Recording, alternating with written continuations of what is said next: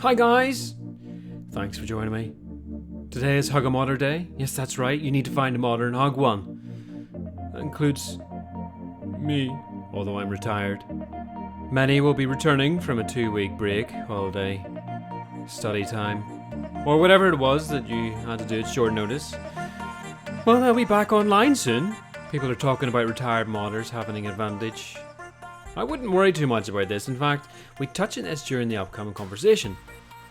Today we have a very interesting episode. I had the pleasure of chatting with Antwillz, who was a streamer on Twitch of all the TWC wars over the past few months. Now, TWC is top war clans. He had exclusive access to all the wars and was for quite a while the sole streamer. And has over 7,400 followers on his Twitch and has created a channel that's both interesting and fun. But at what cost? Today we look at the real cost of jumping into the mod world, streaming, and what it's actually like trying to bring back-to-back TWC content to the masses. I want to thank Ant for his openness and honesty during this chat. And if all goes according to plan, we should be hosting that exclusive interview tomorrow night. That's Saturday night UK time. Whatever time it is everywhere else. I don't want to give too much away about it, but it's potentially huge. In the background of this chat, we'll have a war replay from the 3 Star Circus. Enjoy it. Listen to the chat. I'd be interested in what you think. If you like it, subscribe. If you don't, meh. Anyway, on with the show. Okay, thanks very much for joining me. So with me today, I have Antwillz and my man Vaughn. Really privileged to have Ant here. Ant was a massive streamer on Twitch, and he streamed all the TWC. I'm just gonna ask Ant just to quickly introduce himself. Is that all right? Yeah, my name's Anthony. I go by Antwillz on Twitch, and I streamed Clash of Clans for about a year on Twitch, and got really big into the TWC wars and streaming them. And yeah, I'm guessing you're pretty popular, right? What sort of? I mean, I guess I got like 8,000 followers on Twitch, and Wow. I got about 100 to 200 viewers in the later run of Twitch and streaming wars. And how did it start out for you then? What gave you the little kickstart? What do you mean, like TWC scene, or just in Just general? generally, what was your motivation to do it? I don't know. I just had a lot of free time, and I was really into Clash of Clans, and I always watched Twitch, and I was like, let's try streaming. So I started streaming Clash, and I was just a typical barcher, you know. I was barching at like Town Hall 8, not even doing war attacks at the time. And then I decided to make a clan. It was called Twitch and Cox. It was basically like a Twitch clan. And we got on this crazy win streak. And we got it all the way up to like 80 wins in a row. And I streamed it every single war and, you know, started becoming a war streamer. And then I got introduced to some of the TWC guys like Accurazine and some other people. And I ended up losing the clan on some stupid stuff because I gave leadership to an account that I thought was like a friend, and he hijacked it, and my clan died on an 80 win streak. Yeah, so after that, Accurazine was like, he wanted to run a TWC clan and he wanted to make his own, so we decided to come up with Cold Vengeance, and I brought a lot of my good guys from the previous clan, and then he got a bunch of guys from like other TWCs, and we joined and we made a run for the TWC, and it was Cold Vengeance, and we had a lot of what's the word I'm looking for? A lot of promise, but it was just at that point where people were starting to get burnt out and they weren't into the game as much as they used to. And Yeah. we made it to trials onto the list, and then we fell apart. So then after that, I was already established as a TWC streamer at that point. And Lithium they let me in, and I spent like my last month as the streamer in Lithium, and I got all access to all the wars. And I mean, to back up a little bit, I was in the meantime of the TC phase when I was streaming wars. That's when I started getting noticing by other clans, and other clans started letting me in to stream their wars. Yeah. And then the actual TWC list said, "Hey, we want you to be the official streamer for TWC." And then after that, I got access to pretty much any war, and I'd stream multiple wars a day, every day. It was crazy. Wow. So what was your skill though? Were you good at were you modding? Were you good attacker? Did you have anything you preferred to do? Your town hall wave? What Okay, kind of so at the TC time, the Twitching Cock time, I was a Town Hall 9. I did all my attacks live on stream for the most part, and I was fair play. And I wasn't the best, but wasn't the worst. I was pretty consistent with getting 3 stars. Um, and then I decided to make the jump to Town Hall 10 when we decided to go for the TWC rankings.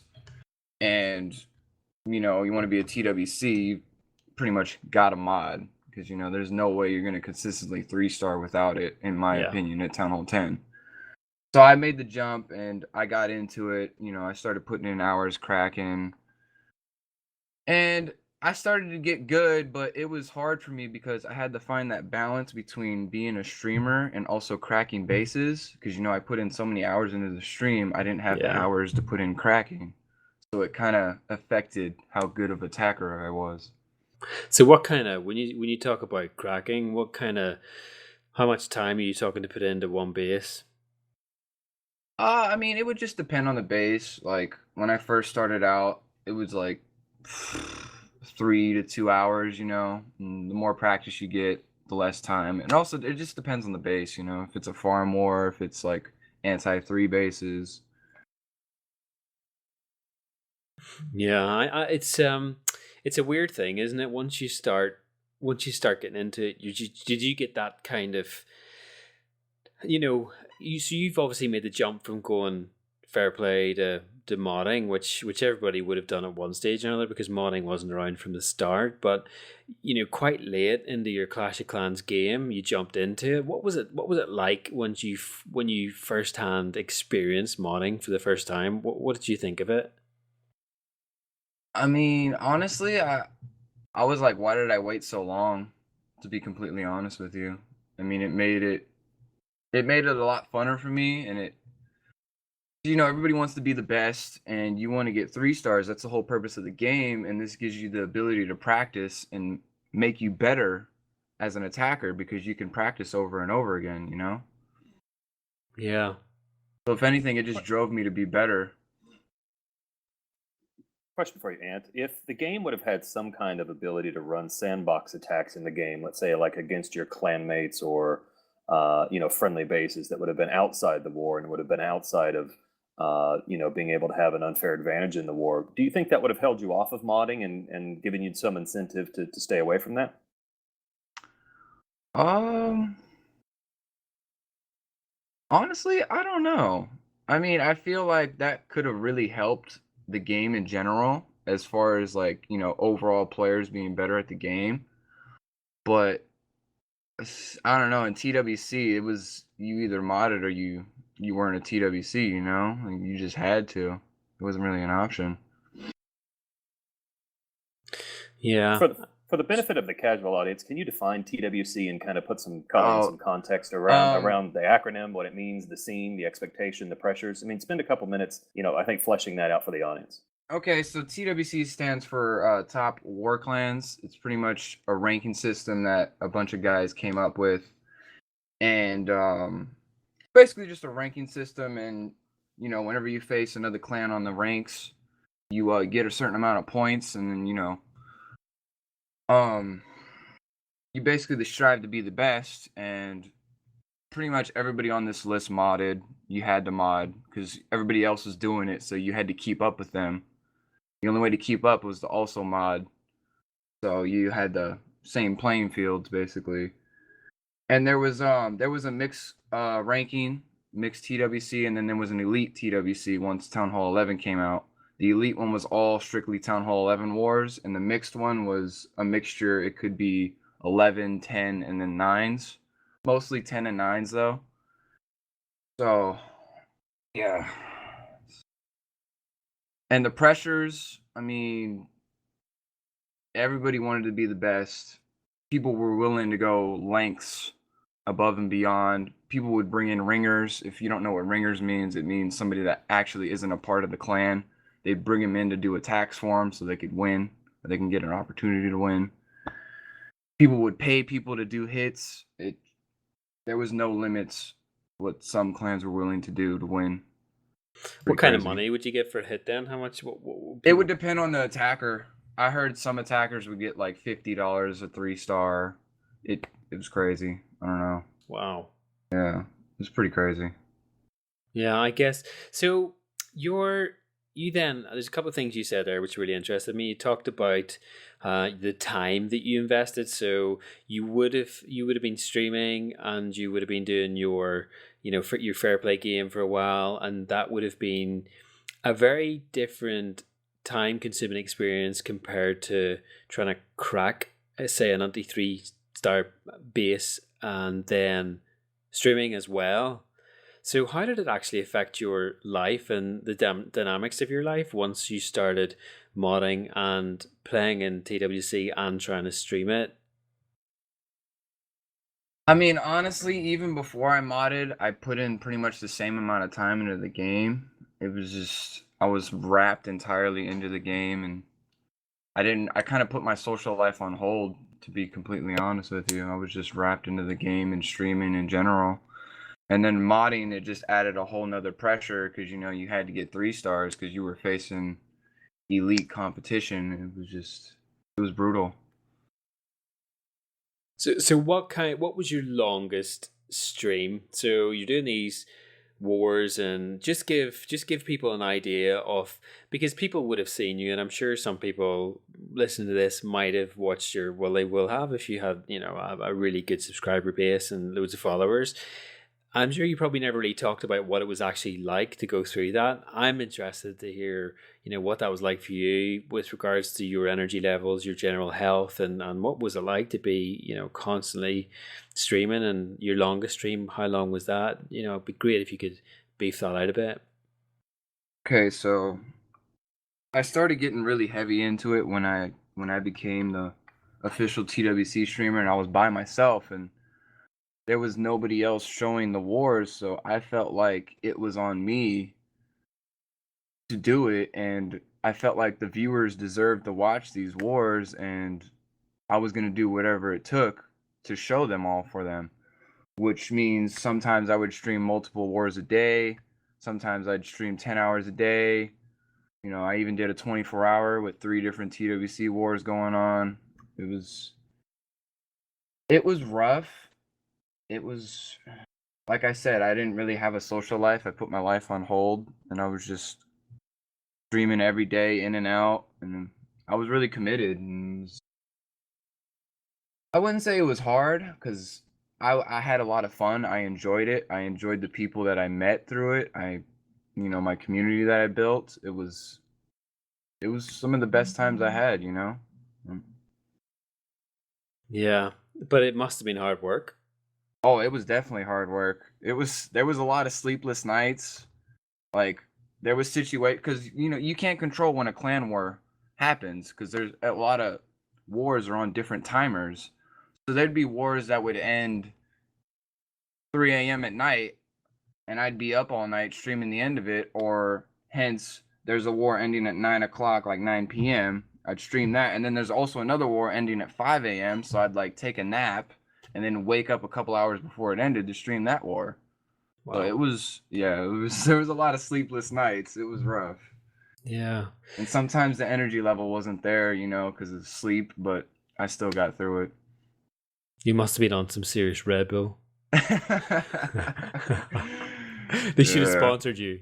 They should have came in and said, stay awake for a year and have some Red Bull. Man, that's a lot of work. And I'm guessing tons of people, and I'm sure the community must have really appreciated it, being able to watch these attacks. So if we start talking about the wars and the stuff that you've seen, what was the dirtiest thing that you saw in TWC? The dirtiest thing is Yeah, so people stealing accounts, people getting accounts banned so they could win a war. Stuff like that. how Like would they get them hijack an banned? account. I believe they would at first they would copy paste like a screenshot with the iMod logo and turn it into Supercell. I believe that's how they used to Oh, do it. really? Yeah, Right. so they'd get them banned for the war so they couldn't do their attacks, so they had a better chance of winning. Or there was a lot of situations where people shared their extract info, which basically, if you don't know what extract info means, it's a part of the modding. And there's this feature in modding, you can have like an extract info and you can give it to another person and they can insert it on their mod so they can get on your base and do an attack for you basically. But the way that works is if you give it to too many people, then they have access to your account and then they can change your information and hijack your account pretty much. So there Yeah. was a lot of that going on also. Spend your gems and sell your stuff pretty much. Yep. Yeah, or waste your attacks or log on while you're attacking. A lot of those kind of Stick your situations. town hall out, that kind of jazz. Yeah. It's not good. And then, so when it came to the actual wars itself, did you ever have any moments when you were streaming anything and you thought, oh crap, say like if there was any ghosting that you happened to stream, or how did that sit with you? What was your take on that? I was really against ghosting at first. Like it was kind of hypocritical for me to say that because I modded and we were in modding clans, but it just in a lot of people's eyes, ghosting like crossed the line. That was like, you're already modding. Why do you need to ghost? Like, if you can't get the 3-star, then keep modding. Keep practicing on the base. But, Yeah. like, I don't know. But there was like situations where it would occasionally pop up, and like I'd be Would this like, be live, the one yeah, stream? yeah, live, like while I'm streaming, like, and then all of a sudden the attack like cuts out, and I'm like, is this really happening right now? And I kind of like look at chat, and I'm like kind of awkward about it. I'm like, all right, well, that just happened. What did you say? What did you say? I mean, sometimes I'd play it off, out of respect to the clan, but sometimes I'd just be blunt about it, like, yeah, he just ghosted. And then as we got later into TWC, there was just some clans that didn't really care if they were seen modding live on stream. Like, hence there was a Lithium War versus Clash Nerds when they came back, and Lithium was putting it to CN, and then CN decided, oh yeah, we're gonna mod. They started modding every single base multiple times, and I was sitting there streaming it, and they didn't care at all. Wow. Yeah. Question for you. You mentioned a while ago that to some people, ghosting crossed the line. Yeah. Inside the TWC, was there kind of a code of ethics amongst modders, or that was either formally or informally adopted, or was it basically just a free for all and anarchy, and it was seeing how far you could push the line, without thought to any consequence or code whatsoever? Well, amongst most of the TWC, I think they agreed with what I said. They felt like if you crossed that line, then there was no rules after that. Because a lot of clans, when they would match, they would have their agreement. We're not going to ghost each other out of pure respect. We're going to see who can do this, who can win. But there was just some clans out there that just didn't really give a shit, in a sense, and they would cross that line and they'd do anything it takes to win. But a lot of people felt like if you ghosted, then you were kind of like a scumbag, or you just crossed the line. You don't cross that line. And everybody knew how to ghost, but out of pure respect, they didn't do it to each other for the most part, unless it was basically like, if you ghost us, then we'll start ghosting you. Yeah. Wow. It's interesting, since you've seen so many of them. I mean, how many? So what was it? How many of these wars did you see where there was this back-to-back ghosting and stuff like that. I mean, I'm you know my history. There wasn't many that started that way. Most clans had respect for each other. They didn't really ghost against each other because they were already modding. And but then there was just a couple of clans that would ghost no matter what, and it'd be hard for me to get into those wars because of that, because yeah. they didn't want that to be streamed. But occasionally I would get in on the opposite side, and there was no hiding it, so I just kind of went with it. That's really interesting. What a just to see so many of them and to see so many different clans, and the time that those guys commit to cracking those bases is phenomenal. And you've experienced it firsthand, and the effort that goes into the war. And this is something that we've touched on earlier, and we had a chat about this outside the recording. But the psychological impact this has on people. I know this is probably going quite deep for some listeners and stuff, but actually this is going to be really, really interesting to see how it affects people psychologically. Vaughn, you touched on something as well earlier. What do you guys think about the impact that a game where you're playing it non-stop all of a sudden is taken away from you, say if you're banned or mods wiped out, and it was your life? What do you think that's going to feel like? I think it's gonna be rough for some people, man. Like, including myself. Like, it kind of left a hole because I did this all day, every day, whether it was streaming it or playing it. It was rough. I mean, you got to kind of find that replacement, but to be honest, there isn't. There's never been a mobile game like Clash of Clans, in my opinion, and there probably never be again. And then as far as the whole cracking thing, I've seen guys, they will stay awake the entire war, the entire 24 hours, hitting bases. And there's certain guys that are willing to put in that time and crack like 4 or 5 bases and get those 3 stars. They're just committed to it. They're just consumed by it. It's what drives them. And then I also, on the other hand, the investment, you're sitting there cracking a base for 5-6 hours, and then something goes wrong live and you don't get it. It's so like defeating, at the same point. Yeah.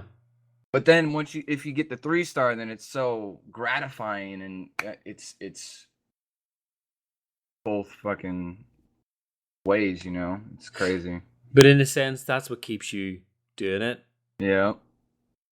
Anything in life, it has its highs and its lows, and that's what keeps you trying. And this really is no exception. Now, it starts off as a mobile game, and you first log on, and you have this tiny little hut, and this happy little face pops up and says, "Hey, Chief, welcome," and all this jazz.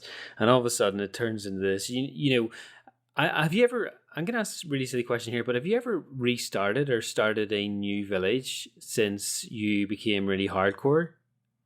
Yeah, I made a mini account. So you went through that whole process again, and this is just, I'm just saying this because it kind of affected me. Whenever I started a new game, I started the game up and I thought, gosh, that reminds me of what the game's actually about. And where I was at a fully maxed Town Hall 11 or wherever I was in the game, it was so far from where that was at the start. Does that make sense? Yeah.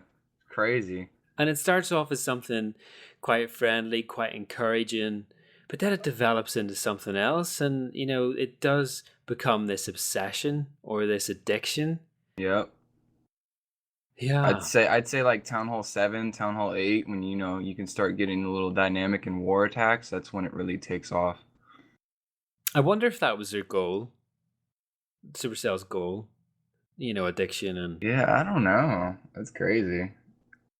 Or was it a case it's interesting. I mean, if you look at the psychology of how they build these games, I mean, there's actually a whole little cottage industry on this of, they want to keep you engaged and motivated enough and show that you're making progress, but they want to keep that ultimate, goal of success just out of reach, so that you're always striving to get more. And, it goes even deeper into like brain chemistry. The release of little rewards along the way stimulates dopamine production in people's minds and gives you that thrill of, the same thrill that you would have, of an adrenaline rush or having sex or doing drugs or something like that. It's the same chemical reactions that are going on in your brain that keep you coming back and wanting more and more and more. But at the same time, they're building in an element of frustration. They give you a little bit of a rush, but then the next rush is always just out of reach as well. And I think you're highlighting on something that the game naturally has these kind of trigger mechanisms and these rewards and these stimuli built into it. But then if you throw modding on top of that, you kind of take that experience to the whole another level. So the highs are highs and the lows are lower. Yep. Yeah, but also then does modding fill a gap in that desire to experience something that the game's not giving you? Yeah, it can. I mean, if you're not a good attacker, it gives you the opportunity to work on your craft, and try new stuff that you weren't willing to try because you only had 2 attacks to do it, Yeah, or as Vaughn was saying when he talked about things being just out of reach, all of a sudden when you install mod, things became reachable. There was Yep. a point where I think it must have been around Christmas or just before Christmas. Hmm. No, it would have been well before that actually, where you could try any troop, you could try any level of troop, you could try as many troops as you want, and that gap, the desire, the addiction, all of a sudden could be filled with mod. Yep. Crazy. That's deep, isn't it? Well, not really, because when you think about it, mods really blew up when Town Hall 10 was the prevalent town hall at the highest level. And the game was, you could say balanced or imbalanced to the point where you could only 2-star another Town Hall 10. And that became really frustrating for a lot of Town Hall 10s that were out there, because there was nothing more that was reachable. That next rush, that next fix, that next hit, that next adrenaline rush, wasn't there because the game really didn't allow you to 3-star and effectively conquer peers of your own level. And I think what modding did, and what you've seen littered throughout the forums, is a lot of people began modding so that they could finally find a very creative way to actually 3-star an equal level Town Hall 10 base instead of just settling for the 2-star. Yep. That's a good point. Yeah, it's really it's such an interesting game, and how they've built it and where it's at. But then so it developed, and of course your stream, it obviously hit its highs. What was the highlight? What was the best thing on your, as far as for you? I'm not talking about the best content you released or anything. What was your high? The pinnacle of your streaming. The pinnacle. I don't know if there was like a certain every time there was a good war and it was like the last 10 minutes and there was the anticipation of whether or not the clan was going to come back or a clan was going to pull through. That always drove me and the chat crazy. I always really enjoyed those moments, and honestly, man, I enjoyed it all. Whether it was when I was small or when I got bigger, had a lot more viewers, it was all a blast to me. It was And fun. did you get a buzz then when you saw the view and subscriber base growing and stuff like that? Did that give you a drive as well? Yeah, oh yeah, that drove me. That definitely drove me. That's what kept me going through all those days and those long streams and multiple wars. Getting bigger and having more fan base and interacting with the people. Right. Okay. So there's just going to move on a bit then. So we've kind of went through where you started and your little journey and how that grew into something pretty major, really. If you're getting 8,000 views and whatever, that's a lot. You then things started to change within the war community. Is that right? Top war community.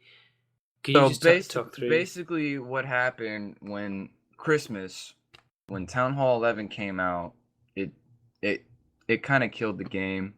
People started quitting after that, slowly but surely. Clans started to fall apart, and it was just kind of like a domino effect at that. It was just everybody was kind of trying to hold on to it. They kept playing. Some people kept playing because they loved the game so much and they had so much time. They stuck with it even though it was falling apart in a sense. What do you think it was that created that? I think it was the Town Hall 11 update. What in it though? What was the I don't what like this. The changed? soul. I don't know, because it was already Town Hall 10 was already unbalanced, and they didn't balance it, and then they came out with another Town Hall. You know, Yeah. it was, I don't know. And I then for can't really you, I can't really speak for Town Hall 11 because I was never a Town Hall 11. So yeah, it's being Vaughn Iron. It's pretty full on Vaughn, isn't it? Even fair play, it still feels like quite a responsibility. Do you not think? Yeah, it is. But I think the interesting thing is when Town Hall 10 was the maximum Town Hall 9s were looked as the most complete level and to the game. You could still 3-star if you put together a complicated attack. It didn't have that glass ceiling that Town Hall 10 did. But now that you have Town Hall 11, it seems that kind of N-1 or Town Hall 10 is actually where a lot of the action is, because now Town Hall 10s are responsible for either challenging themselves to try to pop up and 2-star a Town Hall 11, or drop down and 3-star a Town Hall 9. Whereas Town Hall 11s are expected to 2-star if they a Town Hall 11, or drop down and 3-star the Town Hall 10. So it seems like that max -1 is where all the action is, and where a lot of the strategic flexibility is introduced in the game. So I agree with your sentiments that Town Hall 11 seemed to be a rush job, and really they haven't put a lot of thought into it. But I think it's had the indirect effect of opening up a lot of Town Hall 10 gameplay and making it more exciting and valuable to a war. Yeah, yeah. Town Hall 9 was great. So yeah, it's such a good. That's where you were playing a lot of your fair play game, and it's such a good. Yeah, it's a buzz, right? oh yeah. Yeah. So then things started falling apart a bit, and just talk us through then the last few weeks of what was it that finally pushed you to say, okay, I'm gonna quit, because you've quit now, right? Yeah. I am officially retired. I'm like 3 weeks out. Also to speak on it too. What was I gonna say? Oh, also, what killed the game? Also, not just Town Hall 11 coming out, in my opinion. I, a lot of people in the war community also felt this way, but they felt like Supercell was catering to just the casual players. They weren't catering to the war community. We wanted like a tournament system, like our clan wars, something new and something exciting into the Yeah. war community, and we never got it. They came out with all these farming updates and all of that stuff, but the war community never got anything. A lot of people got sick of that. Yeah, and it kind of felt like Town Hall 11 and the Christmas update was for pushers. Yeah. Yeah. So then you had, so the last few weeks of your little journey, what was the, well, big journey? I mean, I still think it's great, the stuff that you did, and you were able to show people some great attacks, and I bet you so many people learn stuff from watching those attacks. But what point did you think, right? That's it. I'm out. Um, to be honest, I was burnt out of the game for a really once I joined Lithium, I no longer attacked. I didn't have that desire anymore. I wasn't into it as much. The thing that kept me into it was streaming. So I didn't do no attacks my whole entire time in Lithium. I was just there to stream, and I just kept streaming is what kept me holding on to the game as long as it did. I don't know what finished it for me. There was a lot of people quitting. There was a lot of people losing interest, and it just wasn't the same anymore in a sense. And I don't know. So what do you think, whenever you were in your last week or whatever, what was your view then? How was everybody else around you? What was the feeling within the game or within the top word community? What was happening? Just give us a feel of what that was like, and where you think that was heading. I mean, there was clans dropping left and right. There was clans falling apart, and like everybody knew it was coming, but they just like kind of tried to avoid it and tried to hold on. And it was it was kind of like sad, because you've put in so much time into something, and just to watch it slowly die, it was rough, man. Yeah. It was rough.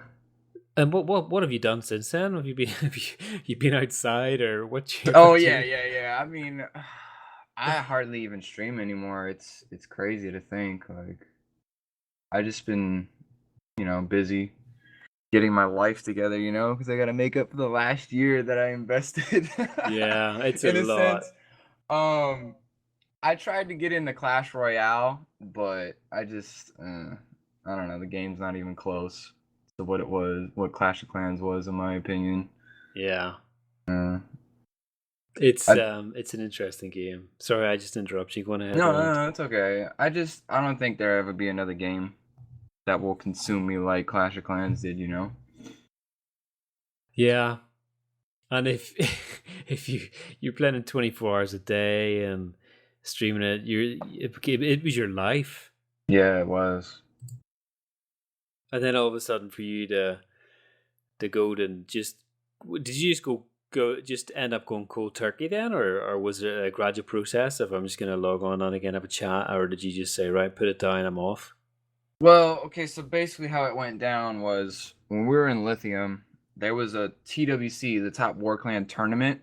It was like a last ditch effort to like kind of revive the TWC community and like the game for a lot of us. And Lithium made it to the finals and we faced Semper Invicta, and it was pretty much known like amongst Lithium guys that a lot of us were going to retire or going to quit after the Yeah. tournament no matter what the scenario was. So it was kind of like just like a last ride for me, including like I made the decision before I even found that out that I was going to be done after the tournament because I was just completely burnt out. I was just all the time I put in, I was like it's enough. So the TWC tournament happened. Lithium lost to SI in the final, and that was just kind of it. It was cold turkey. I left Lithium. I went to like a retirement clan, and I haven't warred since. I only get on my account to check clan chat to see if any of my viewers or fans like come to hang out in the clan. Other than that, I don't touch the game. I haven't done an attack. I haven't done nothing. Wow, Cold turkey. Yeah. it really is. But what have you done though since? You must have done something crazy. If what's your life? What do you kind of do now? That was if you were being consumed 24 hours a day by this. What's the best thing you've done since you've put the game down? The best thing I've done? Yeah. Single best thing? I don't know. I guess I could say I got back into the gym. It's a big thing for me. I don't know. Getting my life back together. I don't know. It's crazy. It feels like Alcoholics Anonymous or something. Me and Vaughn Yeah. are still stuck in the damn thing. Yeah. Although Vaughn plays a lot more than me, to be fair, I think. No, I can definitely empathize with him of what he's going through, and I can really detect the sense of loss in his voice and in his words of there's definitely this psychological aspect of he felt like he had something, he had made something, either through his achievements in the TWC with his social media activities, and now it's kind of fallen apart, and that's kind of the natural coming together and falling apart of life. But I had a question about next steps for you. Do you think you'll be able to ever get back into the game and kind of appreciate it in its original spirit? And I ask this in a very non-judgmental way. I'm not trying to throw a rock at you at all. Okay, It's okay. So it's wait, funny. I was wait. actually gonna touch on. Oh, yeah, go ahead, finish. Yeah. I just want to finish the question so you can give a long and complete answer. It was going back into what Groot was saying about the early town hall and the original spirit of the game.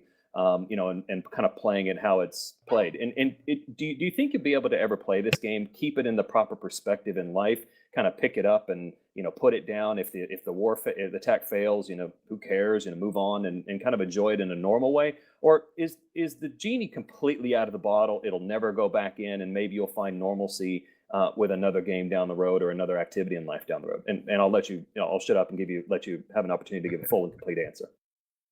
All right, so here's the funny thing about that. I was actually going to touch on this. So there was a lot of guys that didn't quit that were in Lithium, and actually they've been reaching out to me since I retired they started fair play clans, and a lot of the ex-modders went fair play, if you guys can believe that. And they were asking me if I was interested in, coming back and being a part of it. And a part of me was like, yeah, I could find it. I could find it fun.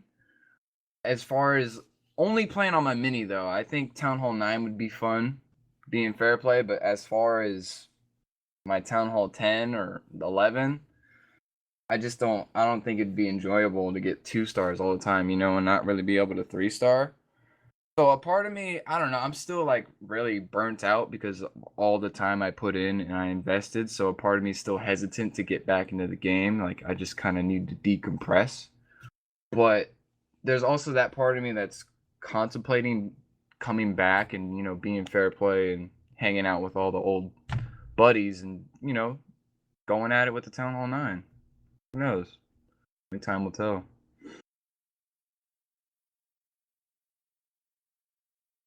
Yeah, it'll be. I'm in that place where I just I enjoy just messing about now, and when I see Vaughn's attacks, I realize that it's okay to fail,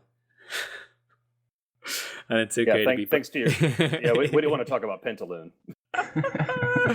And it's okay to be bad at it, but actually, I find it. I went into the fair play community after modding and whatever, and being into some of the massive wars, but I find there was a huge amount, to my surprise, a huge amount of rejection from people that were fair play, and they just got this obsession that you're a filthy cheater and you always will Yep. be and stuff. And I just think people need to get over it, and the game meta changes on a very common base. So I tried to explain this to somebody earlier when I was having a chat about it, and they were saying, you've had this advantage of being able to mod. And I sort of said, well, actually, that's not the case, because when you put the game down for 2 weeks or 3 weeks or 4 weeks and you return to it, it's like a different game. I don't know if they do something in the back end with it or what, but they've adjusted some troops. There's been a bit of a buff or a nerf in some things, and the game will have changed. How the game plays will have changed. So the way I modded 2 months ago will be completely irrelevant to how I would play the game now as a fair play player, because the skills that I had as a modder vanished whenever the game meta changed. Yeah, and plus, Clash is the type of game, in my opinion, you need to keep playing it. If you take like a week off, you're gonna be rusty and you're not gonna be the attacker you were a week ago. You gotta kind of work back, at least in Yeah. my opinion. Yeah. No, I agree. And whenever you do get better when you're doing back to back. But Yeah. even a couple of day break and you go back to it, you're like, oh man, gee, what was that? Yeah. And you think, oh, I've got this easy. This is an easy 3 star, and then you hit it and you think, wow, it's like 48%. Yep.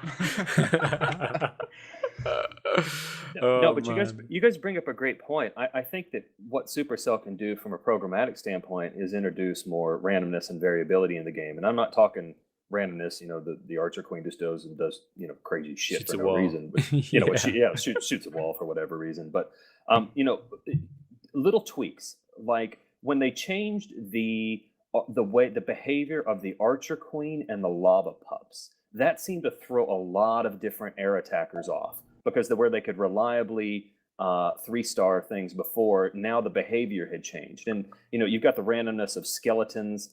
You just have these little things that are hard to account for in a modding scenario, and I think it needs more of that little kind of independent random variability in the game. Number one, to kind of keep it fresh and challenging, but kind of going back to what I said, it reduces the amount of predictability in the game, and perhaps keeps that element of success just out of reach every once in a while, and keeps you kind of engaged in the game. I mean, that almost seems like a double-edged sword here of saying, I want them to tease us a little bit, but if they do make the game completely predictable, then bots and mods are going to, always thrive. But if they kind of keep that little tease element in there and that the random variable in there, I think it could help the game as well. What do you guys think?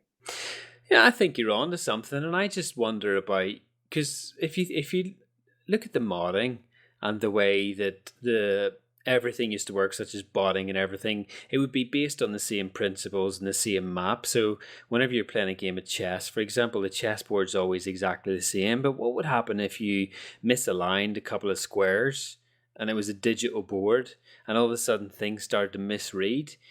Surely that would have been a good way to tackle it, would be to have these refreshes of the game, maybe introduce meta changes on a more frequent basis. They seem to be able to do it with Clash Royale incredibly easy. They can drop these huge updates in a matter of days.